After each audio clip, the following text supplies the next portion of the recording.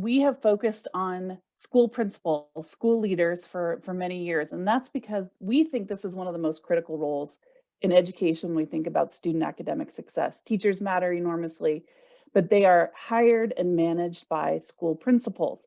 In a normal non-pandemic year, they have a big, sophisticated job. And this year, I think we've seen the responsibility and scope of their roles explode.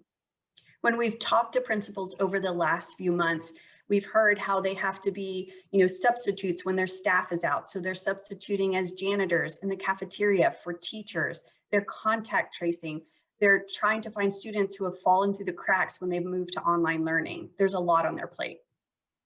So in our brief, we came up with 4 recommendations that we hope will help support principals in the work that they're doing every day, and they're for the rest of us in the system. So number 1, we want clear and specific guidance from federal and state agencies that'll help districts and campuses manage COVID.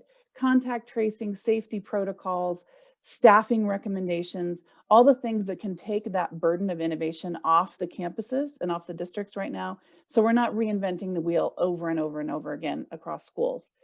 The second one is thinking about how we use people. People resources in education are always critical. This year, they're essential when we've got staff quarantining, going in and out, people being available to work or not available to work, depending on what's happening with COVID.